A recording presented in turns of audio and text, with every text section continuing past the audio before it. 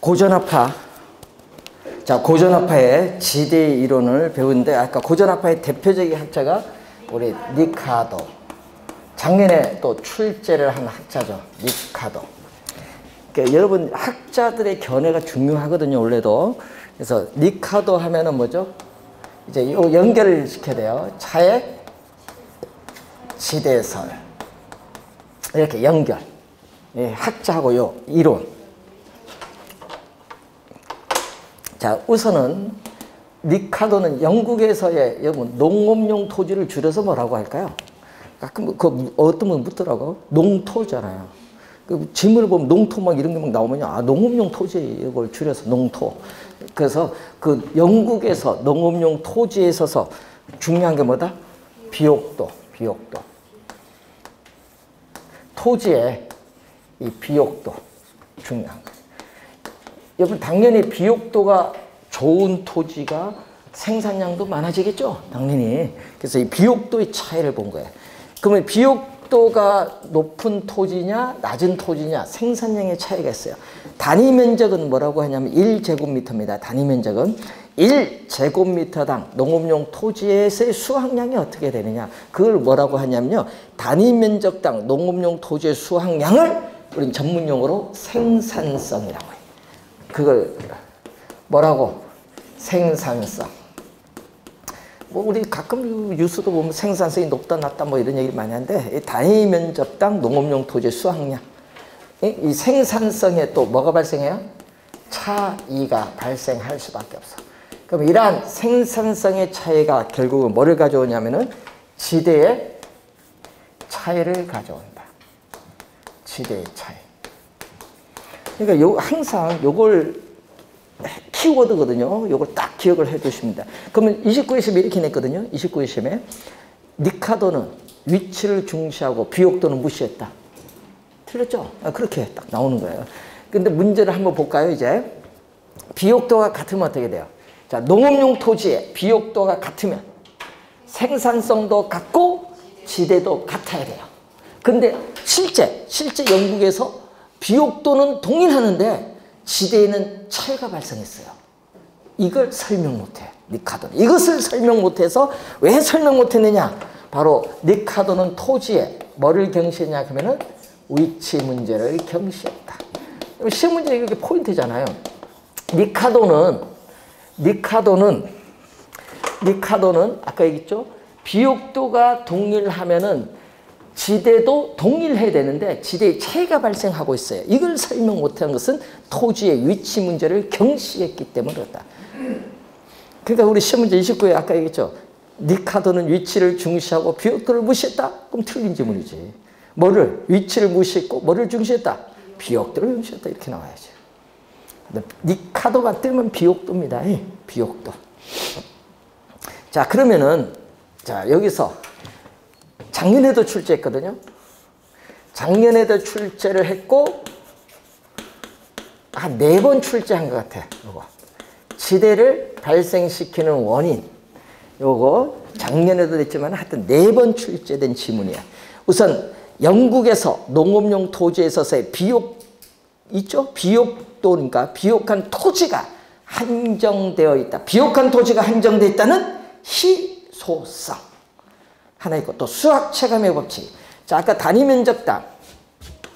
자, 1제곱미터. 이 단위 면적당 농업용 토지에 한 사람, 두 사람, 세 사람 이렇게 계속 노동력을 투입을 하면요. 총 생산량은 뭐예요? 증가를 해요. 증가를 하는데 그 증가분은 점점 투입을 할수록 그 증가분은 점점 줄어드는 현상이 나타난다. 이것을 수학 체감의 법칙이라고 해요. 수학 체감의 법칙. 이 두 가지 비옥한 토지가 한정되어 있다는 희소성과 그리고 수학 체감의 법칙이 작용하고 있다는 이 두 가지 요인이 대표적인 지대를 발생시키는 원인이다. 이렇게 보시면 돼요. 자, 그래서 그 내용을 보시면 되겠고 토지에 비옥도가 높은 토지를 뭐라고 하냐? 우등생, 열등생이 있듯이 토지의 비옥도가 높은 토지를 우등지. 우등지에서 뭐가 있어요? 생산성이 있겠지. 그럼 토지의 비옥도가 낮은 토지를 뭐라고 하죠? 열등지. 그러면 토지의 비옥도가 낮은 토지인데 열등지 중에 가장 열등지를 앞에 뭐를 붙여요? 최. 가장 최자를 붙여요. 최열등지. 최를 붙여요. 가장 최자. 열등지 중에서도 가장 열등한 토지다. 최를 붙여요. 그러니까 최열등지를 니카도는 이걸 뭐라고 하느냐? 한계지라는 말을 써요. 한계지. 니카도. 한계지. 그래서 최열등지는 한계지인데 영국에서 농업용 토지의 생산성, 영국에서 농업용 토지의 생산성이 뭐다? 가장 낮은 토지. 생산성이 가장 낮은 토지를 최열등지인 뭐다? 한계지.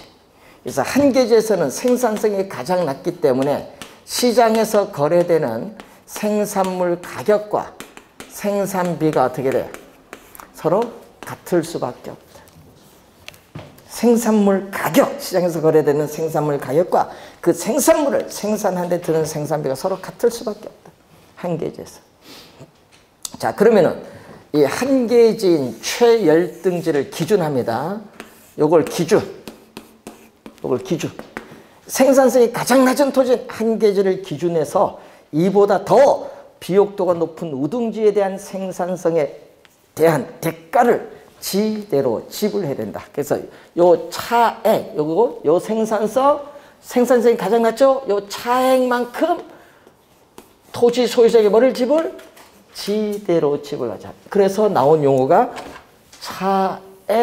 차액지대다 이 말입니다. 차액만큼 지대를 지불하자. 그래서 토지의 생산성, 생산력의 차이로 발생하는 지대를 차액지대라고 한다.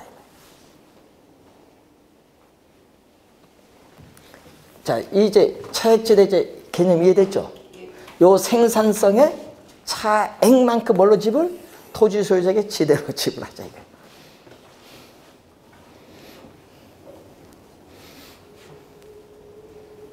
자, 그러면은 또 시험에 많이 나오는 질문이 있습니다. 자, 최열등지인 한계지는 자, 니카도는 지대를 뭘로 보냐 하면요. 니카도는 지대를 생산물 가격에서 뭐를 뺀 거? 생산비를 뺀 것을 지대인데 문제는 한계지에서는 생산물 가격과 생산비 이 두 개가 같아요. 같으니까 뭐가 된다? 제로가 된다. 이게 중요 포인트죠. 시험 문제. 그래서 니카도는 한계지에서 지대가 제로, 지대가 발생하지 않는다 이 말입니다. 자, 그런데 주의해야 할 건요. 이걸 작년 시험에 뭘로 출제했냐 하면요. 요 지대가 제로인 한계지를 작년 시험에 여러분 말을 바꿔서 출제를 했거든요. 그러니까 또 헤매입니다. 말을 바꿔. 없을 무자를 딱 썼어. 작년 시험에 무지대 이렇게 나왔어. 이렇게 출제를. 무지대 토지. 무지대. 지대가 없다. 없을 무. 지대가 없는 토지. 이게 바로 뭐다? 한계지인데 이렇게 출제했더니 또 안 들어가서 또 틀리신 분이 있어. 해서 그래도 하면 되는데 지대가 없는 토지가 바로 뭐? 지대가 제로 없는 토지 뭐? 한계지지. 용어를 약간 바꿔서 출제를 합니다. 출제위원들이. 또 한계지 출제하다가 또 말을 바꿔서 최열등지 이렇게 또 출제할 수도 있고. 그래서 좀 말을 바꿔서 출제하니까 비슷한 용어는 좀 확인 좀 해두셔야 되겠습니다. 자, 우리 고전화폐의 대표적 학자가 니카도입니다. 니카도. 자, 문제는 이 니카도가 문제가 아니라 토지는 자본주의 체제에서는 토지는 뭐가 됐어요? 국공유화된 게 아니잖아요. 예? 사유화가 되어 있지. 예? 사유화. 자본주의 체제에서는요, 토지는 사유화됐어요. 예? 국공유가 된 게 아닙니다. 그래서 사유화되었기 때문에 예? 토지 소유 자체가 지대를 발생시키는 원인이라고 주장을 해. 그러니까 토지 뭐 자체? 소유. 토지 이 사유화됐기 때문에 이 토지를 소유한다는 이 자체가 토지 소유 자체가 지대를 발생시키는 원인이다. 예? 토지 소유 자체가 지대를 발생시키는 원인이라고 주장한 학자가 누구냐 하면은 그 두 번째 나오는 우리가 마르크스. 뭐 막스라고도 하는데 마르크스의 절대 지대서. 마르크스, 막스라고 하죠. 절대 지대서. 여러분 29회 시험엔요. 요 절대 지대의 개념이 또 정답. 자, 여러분 지대 이제 두 개 배웠습니다. 차액지대, 절대지대. 뭐 이 파레토 지대, 준지대, 입찰지대. 지대의 개념 많이 나와요. 그럼 절대지대는 뭐냐 하면요. 토지 소유자가 단지 토지를 소유한다는 그 자체로서 독점적으로 받는 수입. 이 수입을 뭐라고 하죠? 절대지대라고 하는 거예요. 이 개념을 29회 정답으로 또 출제했습니다. 작년 시험에도 나왔어요. 작년 시험 이거 누구 이론? 토지 소유 자체가 지대를 발생시키는 원인. 누구? 근데 작년 이걸 요 니카드에 딱 집어넣었어. 그러면 그 지문은 틀린 지문이다. 작년 시험. 자, 그럼 또 마르크스는 또 중요한 게 있어요. 예, 마르크스는 한계지. 여러분 토지 소유자는 토지를 단지 소유하기 때문에 지대를 발생시키기 때문에 아무리 한계지 범위 밖에 있는 토지라 할지라도 토지 소유자가 돈 달라 하면 지불해야 된다. 그러니까 한계지에서도 뭐가 발생한다? 지대가 발생한다. 이게 또 중요한 포인트예요. 그래서 예? 마르크스는 한계지에서도 뭐가 발생하냐면 지대가 발생한다고 주장합니다. 중요 포인트.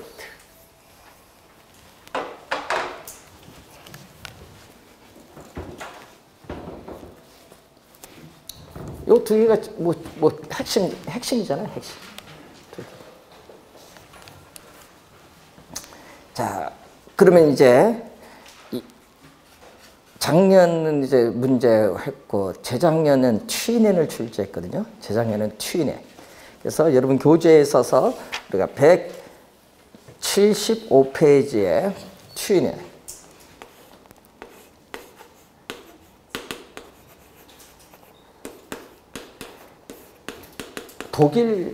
독일 사람인데 이 트윈앤은 우리가 고립국이론. 자, 1826년에 나타나는 이 고립국 이론이라는 게 있어. 폐쇄 경제를 가정한 고립국 이론에서 이 중심진 시장에서 거리가 멀어짐에 따라 경작 재배하고 있는 작물을 6가지 작물을 보았어요. 누가? 트윈앤이 그 6가지 작물을 재배하는데 토지 소유자에게 토지를 이용한 대가 지대를 지불해야 되는데 이 지대가 6가지 형태의 동심원 지대 모형이 나온 거예요. 그래서 이 고립국 이론이 경작 재배되는 작물을 몇 가지로 봤다? 6가지로 보고 토지를 이용한 대가 지대를 지불했는데 그 형태가 동심원상으로 나타난다. 그래서 6가지 형태의 우리 동심원 지대 모형이 나타난다. 자, 고립국 이론에서 6가지 형태의 우리는 동심원 지대의 모형이 나타난다. 아까 경작 재배되는 작물의 형태를 6가지로 봤다는 얘기입니다. 자, 그러면은 트윈앤은 이 니카도는 아까 뭐를 경시? 비옥도를 중시했고 위치를 경시했잖아. 여기다가 위치를 더해버려. 누가? 트윈앤. 경시한 걸 여기 집어넣어. 위치를. 그러니까 이렇게 나오죠. 지대. 자, 지대의 결정은 토지의 비옥도만이 아닌, 니카도는 비옥도잖아요. 지대의 결정, 이 니카도는 뭐 아까 비옥도. 그래서 이 지대의 결정은 농업용 토지의 비옥도만이 아니라, 비옥도뿐만 아니라 뭐에서도 위치에 따라서 지대가 달라진다. 위치에 따라서 또 지대가 달라진다. 이걸 무슨 개념? 위치 지대의 개념. 자, 위치지대가 또 나왔어요, 이제. 세 개 외웠죠? 차액지대, 절대지대, 또 무슨 지대? 위치지대. 지대의 결정은 토지의 비옥도만이 아닌 또 위치에 따라 지대가 달라진다는 위치지대의 개념을 통해서 트윈에는 현대적 입지이론의 기초를 제공한 학자다. 그래서 트윈의 이론을 또 위치지대설 또는 입지교차지대설이라고 한다. 요즘에 위치지대설로 많이 나오대요, 시험에. 위치지대 개념이 찾았죠? 그 내용의 그 2번인가 중간에 위치지대 용어가 나와 있습니다.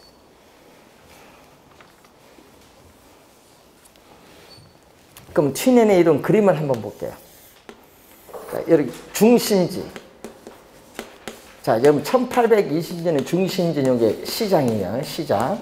그럼 시장으로부터 거리는 킬로미터 거리가 있어요. 자, 이게 지대입니다. 그러면 이런 형태의 그림이 나와요. 이게 바로 뭐냐 하면요. 트윈에는 지대를 지불할 용의가 있는 뭐다? 곡선. 지대를 지불할 용의가 있는 곡선.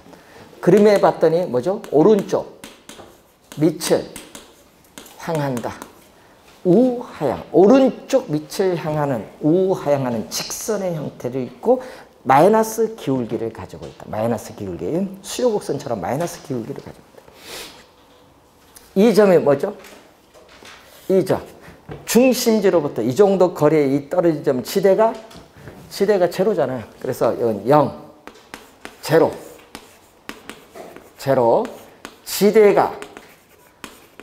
지대가 뭐다?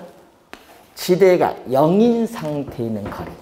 자, 지대가 0인 상태에 있는 거리를 이것을 뭐라고 하죠? 한계지라고 해요. 지대가 0인 상태인 거리를 트윈에는 한계지라고 보고 이 점을 지나면 어떻게 돼? 이 한계 토지를 지나면 지대는 뭘로 가요? 마이너스로 가니까 토지 이용은 안 한다는 얘기예요. 어디까지만? 요 안에서만 이용을 한다 이 얘기입니다. 요 안에서. 자, 그래서 핵심은 요거거든요. 한계지 내에서 한계지 내에서 농업용 토지가 중심진 시장에 가까워지면 가까워질수록 전략되는 수송비를 뭘로? 지대로 지불해야 된다. 그래서 트윈에는 뭐를 매개체로? 수송비를 매개체로 한 거예요. 수송비. 그래서 수송비를 매개체로 하는데 이 수송비를 전략한 만큼 뭐를 지불해야 된다. 이것을 토지 소유자에게 지대를 지불해야 된다. 이 말입니다. 수송비 전략분이 지대다. 트윈에는 수송비를 매개체로 합니다. 그럼 아까 니카도는 지대를 뭐로 봤어요? 자, 니카도는 지대를 생산물 가격에서 뭐를 뺐어요? 생산비를 뺀 거잖아요. 그런데 트윈에는 농업용 토지에서 또 시장까지 운송하는 데 드는 뭐를 매개체로 했다? 수송비를 매개체로 하니까 수송비까지 빼줘야 된다. 요 수송비를 매개체로.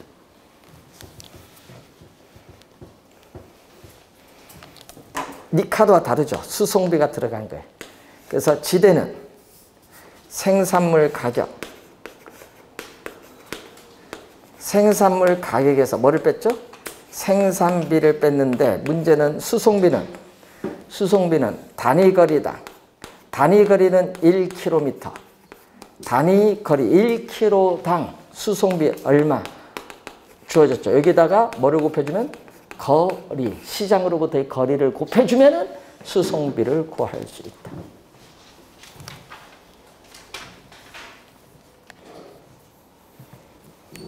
자, 그 내용이 여러분이 그 교재에 우리가 175페이지 밑에 박스에 수식으로 나와 있습니다.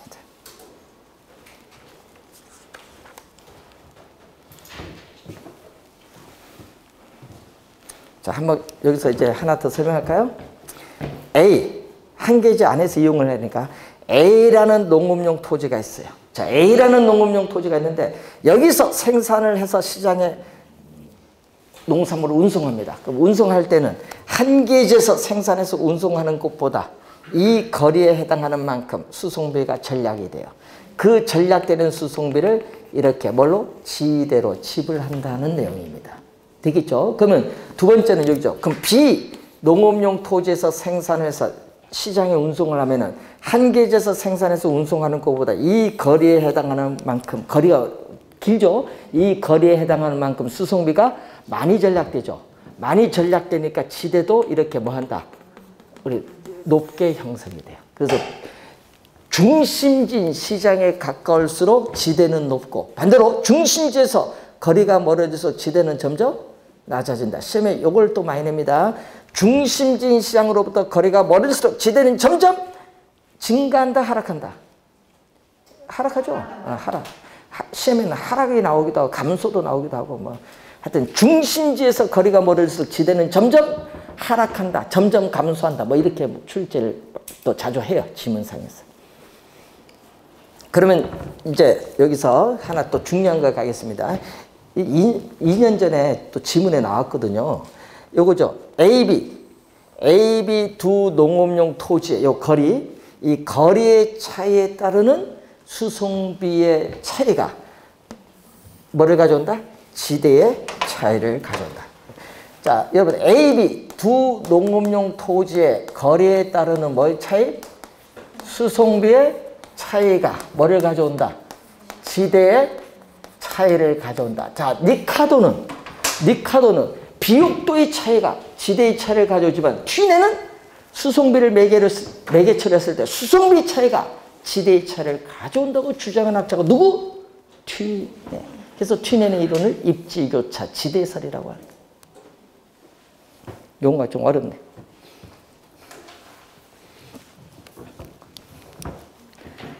작년에는 니카도와 마르크스를 묶어서 이렇게 냈는데 시험 문제는 학자들이 겨누잖아요. 그 세 개 배웠네요 지금. 이제 절대지대, 차액지대, 위치지대.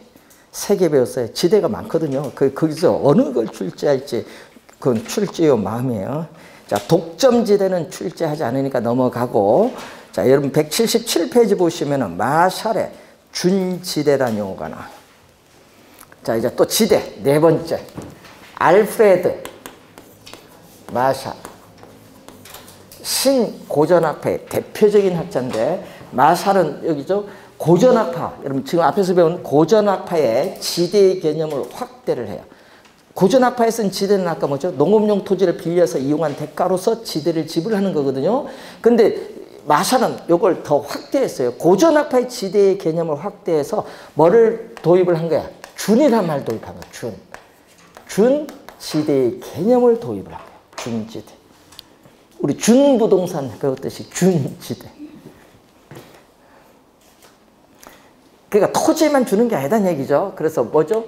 토지는 위치가 고정되어 이동할 수 없어요. 그러니까 토지는 위치가 고정되어 이동할 수 없거든요. 그래서 토지 이외에, 토지 말고 토지 이외에 고정이 된 거야. 토지 이외에 고정된 생산 요소. 자, 토지 이외에 고정된 생산 요소 대표적으로 뭐가 있어요? 고정된 생산, 기계, 기구 등. 기계라든지 기구 같은 걸 얘기하거든요. 이 고정된 생산 요소에 대한 대가로서 지대를 지불한다. 자, 이것은 뭐죠? 단기에 성립한다. 단기적으로 토지 이외에 기계나 기구 등의 고정된 생산 요소에 대한 대가로서 지불하는 것이 준지대다. 그럼 장기는 어떻게 돼요? 장기로 가면.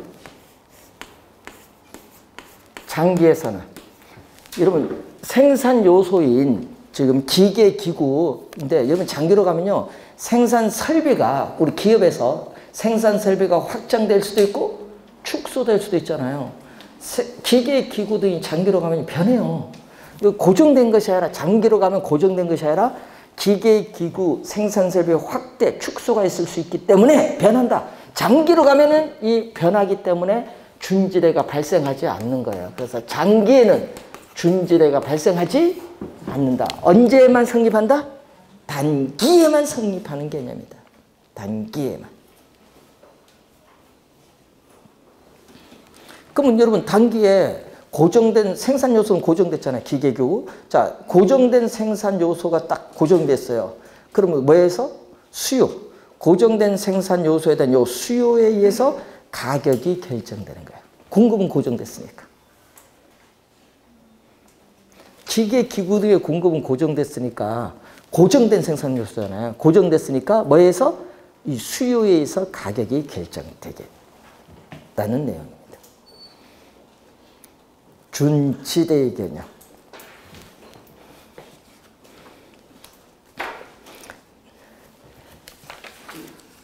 자, 준지대 하나 우선 확인을 한번 했던 내용이고, 자, 여러분 교재에 있어서 경제지대 전용수입 177페이지에 용어가 나오고 있죠. 자, 이제 준지대 이제 배울 거. 이번은 무슨 지대? 경제. 경제지대를요, 우리는 뭐라고 하냐면은 이탈리아 학자 중에 파레토라는 학자가 있어요. 파레토. 이탈리아 학자 중에 파레토라는 학자가 있어요. 파레토. 네, 파레토. 그래서 파레토 지대라고 해요. 파레토 지대.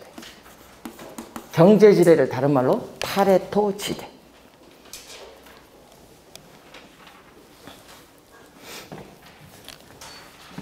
쉽게 얘기하면 저 불로소득이거든요.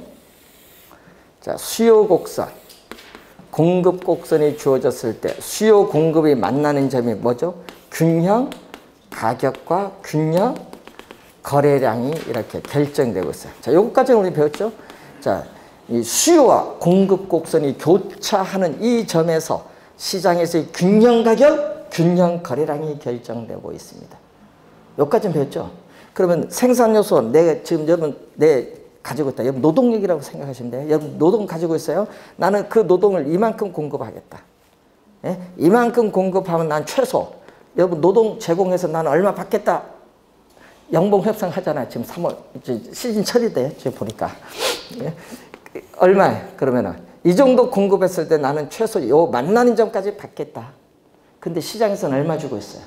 나는 최소 이 정도는 받아야 되는데 시장에서 균형 가격을 주고 있어요. 예? 가격. 요 P 균형 가격 주니까 이만큼의 나는 더 뭐를 얻고 있다? 불로 소득을 얻는 거예요. 만약 나는 생산 요소를 더 많이 이 정도 공급하겠다. 그럼 난 최소 공급 곡선과 만나는 점 여기만큼 받을 용의가 있는데 실제 시장에서 균형 가격을 더 받고 있어요. 요 P를 받고 있어. 그러니까 또 이만큼의 또 뭐를 얻고 있다? 불로 소득을 얻고 있다. 그것을 균형 거래량까지 계속 세분하면요. 이렇게 빨간 부분의 면적으로 나타나는 불로소득. 이 불로소득을 우리 뭐라고 하냐. 경제지대라고 한다.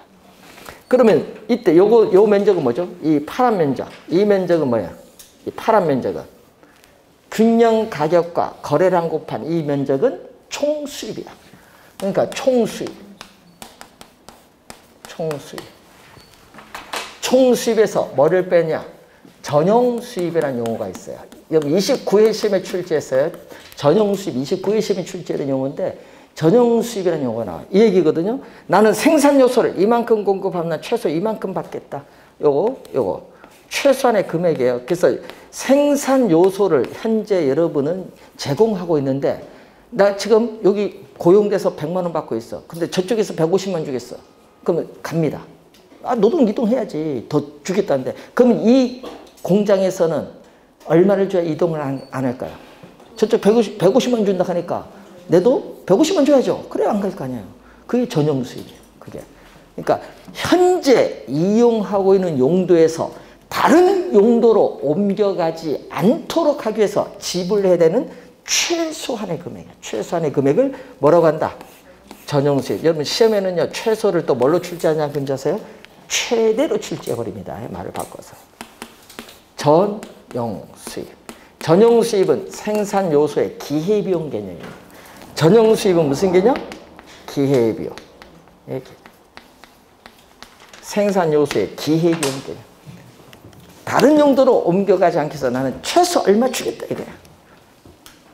기회비용 개념. 자, 그러면은 기울기 급하면 어떻게 될까요? 기울기 급하면. 자, 여러분 이렇게 기울기가 급하면 기울기 요소, 생산 요소의 공급 곡선, 생산 요소의 이 공급 곡선의 기울기가 급하면 뭐가 점점 커져? 경제지대가 커지는 거지. 경제지대가 커지고 반대로 전용 수입은 작아지는 거예요. 근데 공급 곡선이 점점 어떻게 돼? 이 공급 곡선의 기울기가 점점 급해.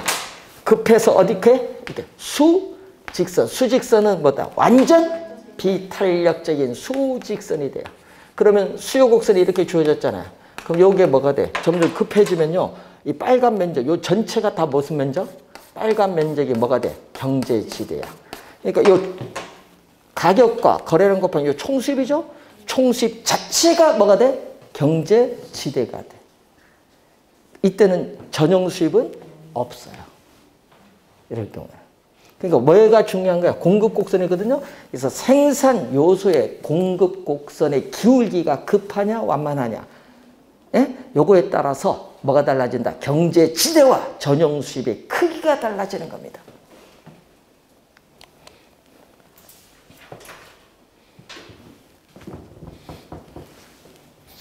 이 지대를 추구하는 행위가 상당히 중요한데요.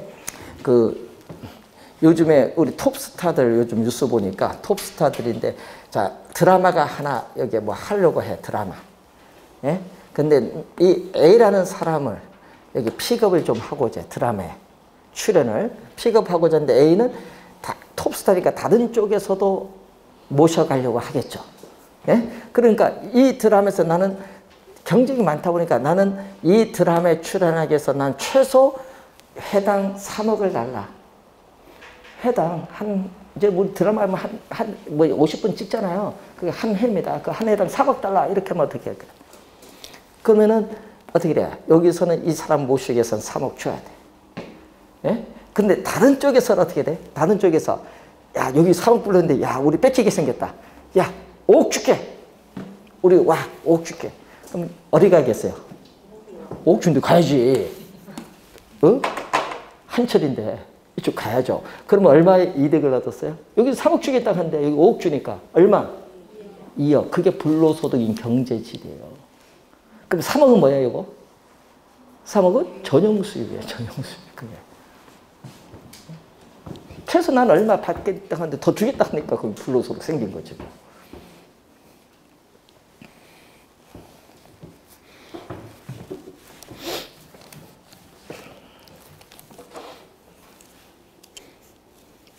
자, 우선 경제지대 전용 수입 개념 설명을 좀 했고요. 그 다음에 여러분 교재에 넘어와서 우리가 쭉 넘어가 볼까요? 180페이지로 넘어오시면요. 그 헤이그, 다른 거 보지 마시고 헤이그라는 학자 있어요. 이거 3번 출제된 용어예요. 자, 헤이그의 마찰비용 이론이라는 게 있어요. 마찰비용. 마찰비용은요, 거기 교재 보시면 지대와 뭐의 합? 수송 교통비. 예? 지대와 교통비의 합이 마찰비용입니다. 그래서 교통수단이 양호 좋으면, 아까 우리 도시 내부 구조 거기서 배울 때 교통수단이 양호 좋으면은, 허프할 때 교통수단이 양호 좋으면은 공간의 마찰은 커진다, 작아진다? 작아지죠. 작아지기 때문에 교통비가 절약돼서 그게 뭘로? 높은 지대를 지불한다는 얘기예요. 그래서 헤이그는 튀넨의 이론을 일반화했거든요. 헤이그는 튀넨의 이론을 일반화시켜서요. 우리 농업용 토지는 수송비인데 도시에서는 교통비. 교통비에 뭐를? 전략한 금액.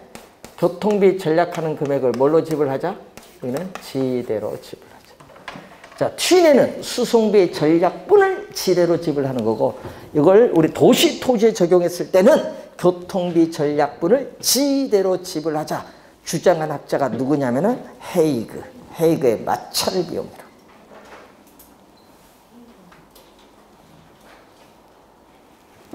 세 번 출제했습니다.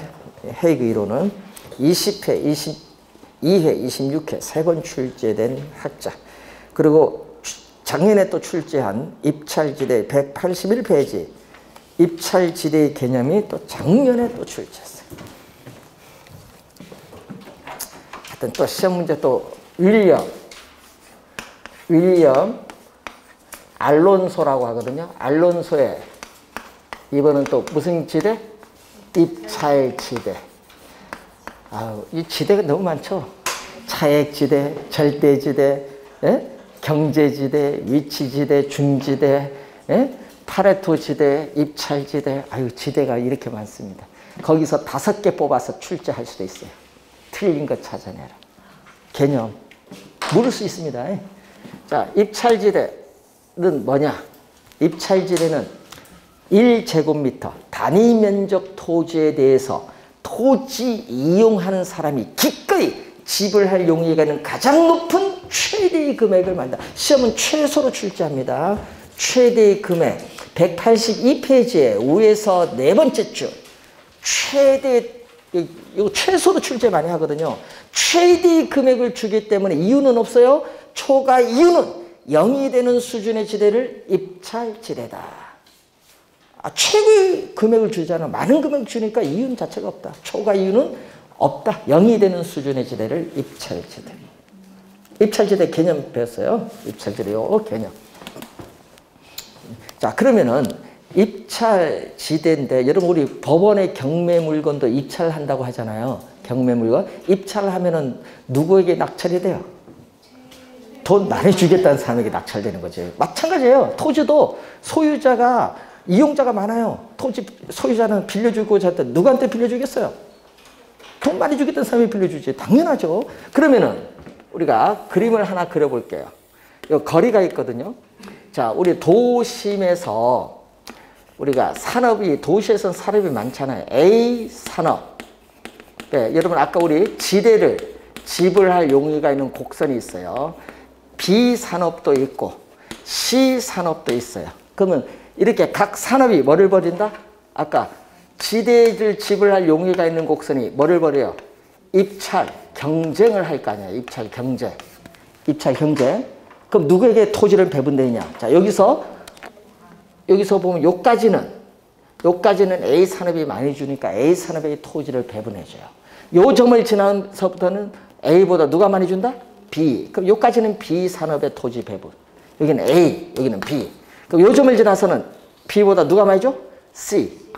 이렇게. 그래서 도심에서 거리가 멀어질수록 상업용, 주거용, 뭘로? 공업용. 도심에서 거리가 멀어질수록 상업용, 주거용, 공업용의 순으로 토지 이용의 분포가 일반적으로 나타나요. 자, 그러면 이 빨간 선을 뭐라고 해요? 입찰 경쟁에 따르는 지대 곡선. 올해 출제 예상이 되는 중요한 용어. 입찰 지대 곡선.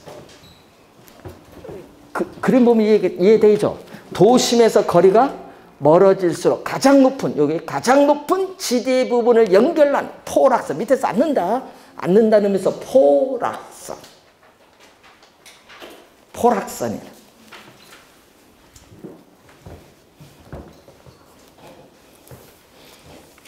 자, 그래서 그림에서 볼까요? 우하향한데, 그림에서 보니까 입찰지대 곡선은 뭐죠? 우하향을 하는데, 여기서 보세요. 그림. 도심에 가까울수록 입찰지대 곡선의 기울기는 급하고, 도심에서 멀어질수록 입찰지대 곡선의 기울기, 요게 기울기거든요. 요 기울기가 뭐다? 완만하다.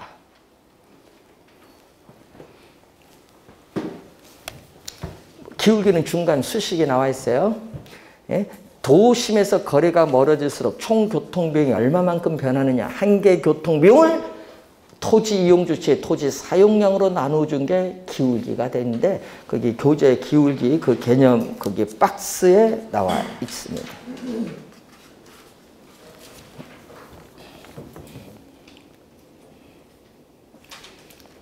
자, 182페이지 거기에 중간에 4번 볼까요? 특정 토지는 입지 경쟁이 발생한다. 이때 최대 순현재 가치를 올릴 수 있는 이용의 할당 배분되는데, 이때 순현재 가치를 올릴 수 있는 원인이 무엇이든 상관은 없습니다.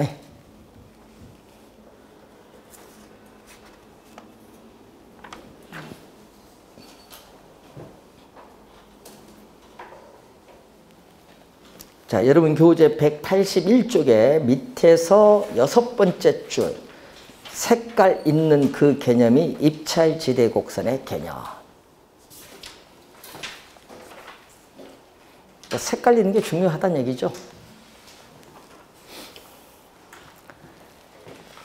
학자들이 지금 지대론 배우는데 지금 리카도 배우셨고 마르크스 배우셨고 취넨 배우셨고 그 다음에 이제 넘어와서 마샬 배우셨고 파레토 배우셨고 그 다음에 알론소의 입찰지대 배우셨고 헤이그의 마찰 비용이로 학자들의 견해 이 정도에서 출제를 해요. 시험 문제. 근데 최근에 보면은 시험에 제일 많이 나오는 게 하여튼 고전적인 리카도, 마르크스, 취넨 여기서 많이 나오고 또 취넨의 이론을 도시 공간에 확장시켜서 우리 발전시킨 입찰지대에서 여기서 이제 시험 문제를 최근에 많이 출제하고 있다. 이렇게 보시면 되겠습니다. 작년에 2문제에 걸쳐서 나왔거든요. 그래서 하여튼 한 문제는 기본적으로 출제를 하고 작년에는 2문제에 걸쳐서 출제를 했습니다. 작년에는 리카도와 지금 배우셨던 마지막 알론소 입찰지대에 출제를 했습니다. 자, 그리고 여러분 교재 184페이지 보시면은 부동산 문제가 나오는데 그 문제부터 188페이지까지 나오는 부동산 문제는 우리 출제하지 않으니까 넘어가셔도 되고요. 그래서 여러분 부동산의 문제, 뭐 요즘 보니까 토지 문제, 주택 문제 뭐 많죠. 이 문제를 해결하는 게 정책이에요. 그래서 우리 시험 문제는요 정책 이론인데 이 정책 이론에서 지금까지는요 4, 5문제 내다가 작년, 재작년 2년 연속 7, 8문제를 내고 있어요. 그러니까 문제가 여기 어려운 부분을 빼고 여기를 더 많이 출제한다는 것은 더 쉬워졌다는 얘기인데 뭐 투자론 쪽하고 금융 쪽에서 문제를 뺄 거 아니에요. 쉬운 어려운 파트를. 그래서 이 정책 이론을 최근에 이슈가 많이 되다 보니까 최근에 7, 8문제 계속 출제하고 있습니다. 올해도 제가 보기엔 한 7문제 나오지 않을까 이렇게 생각이 듭니다. 그래서 정책 이론에는 항상 정부가 부동산 시장에 왜 개입을 하느냐, 개입을 하는 이유가 있겠죠. 또 개입을 하는 방법이 있어요. 그리고 우리 국토의 개입 및 이용에 관한 법률에서 배우는 여러분 용도, 지역, 지구, 구역에 관련된 사항이 나오고요. 그 분양가 상한제 우리 배우는 요거, 또 선분양, 후분양 관련된 분양 정책, 그리고 세금, 조세 정책, 그리고 저소득층 주거 안정을 위한 임대주택 정책 뭐 이런 내용들이 집중적으로 출제를 하고 있습니다. 보면은 자, 그 내용은 우리가 다음 주에 정책 이론을 강의를 하도록 하겠습니다. 자, 오늘 수고하셨습니다. 안녕히 가십시오.